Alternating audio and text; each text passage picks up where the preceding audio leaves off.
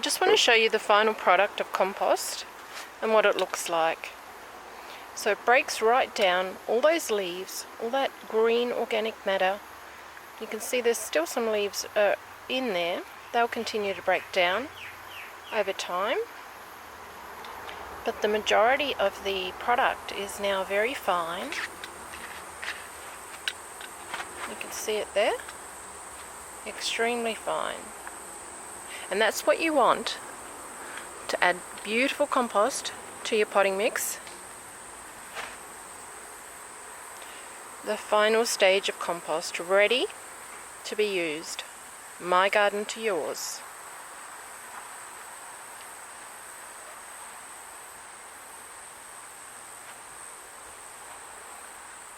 This garden bed is the back bed that I laid very first off. You'll see it on my Build Your Beds page.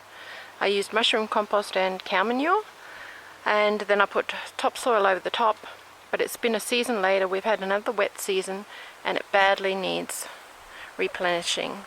The soil's depleted, the plants are struggling, and they're being eaten by pests. So that's usually a good sign that the soil is no longer rich in quality and I need to top it up. So here I go. So I just wanted to show you, I've cut back all my beautiful arrowroot.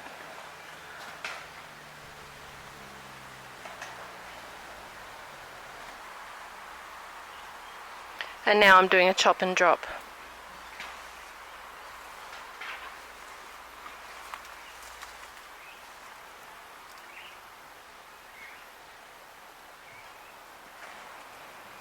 So under here I've actually already put compost and worm castings.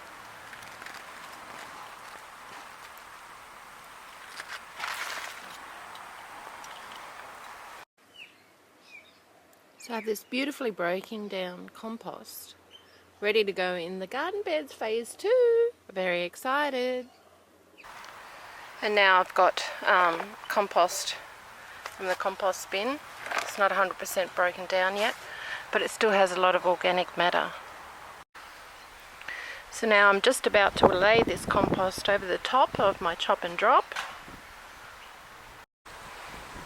So that's about all the compost that I'm going to devote to this Madagascar bean that I want to save and get healthy again, because I've got that good arrowroot all chopped up in there.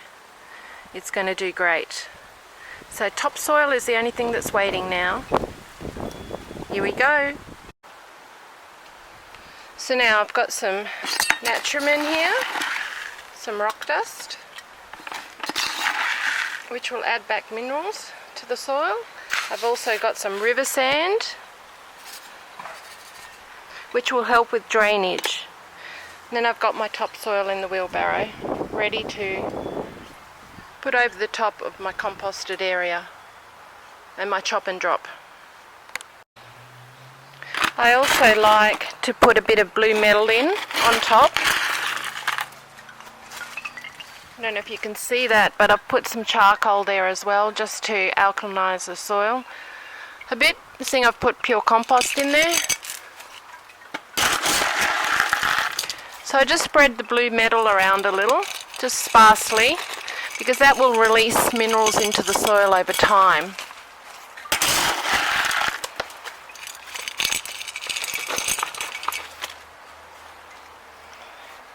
So I'm ready to lay my topsoil now.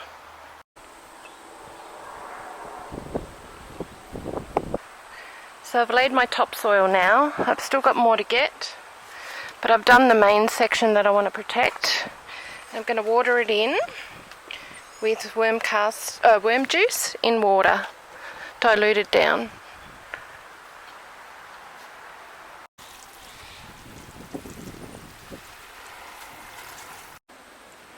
So I've laid my topsoil. I'm just about to go and get some more to cover the rest of it. But this will give the plants some fresh organic matter and a richer soil in the process.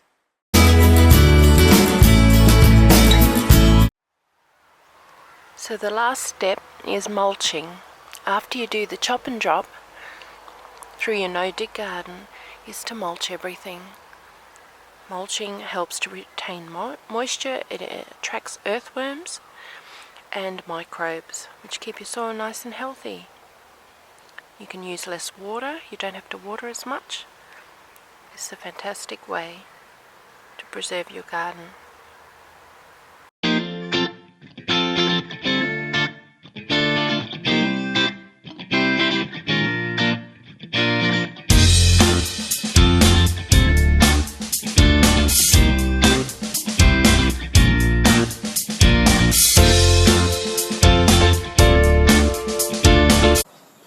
Okay, so here I'm doing what I call a chop and drop, or what is called a chop and drop. I've got comfrey leaves spread over this garden bed. You may remember this bed. It was in its prime through some spring and the early part of summer, December.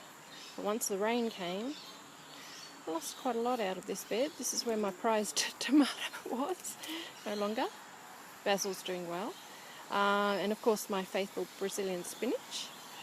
I've still got some marigolds through there. There's some Thai basil that survived.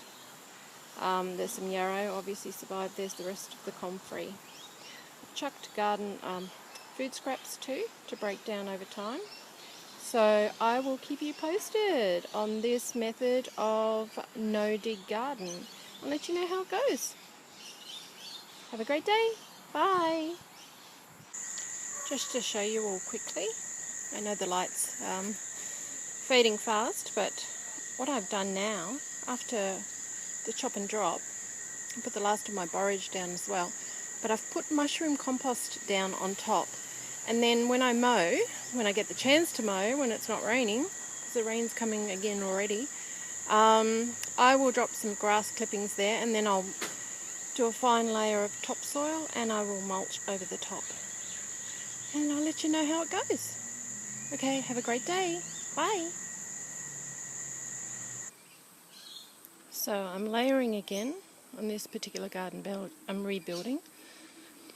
I've been blessed with more mature comfrey leaves, so I've put them down. And the sun is finally shining in my part of the world, so I will mow the lawn. That'll be my next step. There's grass clippings. So I'm just building up the organic layers in order for it to be ready basically to replant in the autumn season. Have a great day. I'll keep you posted.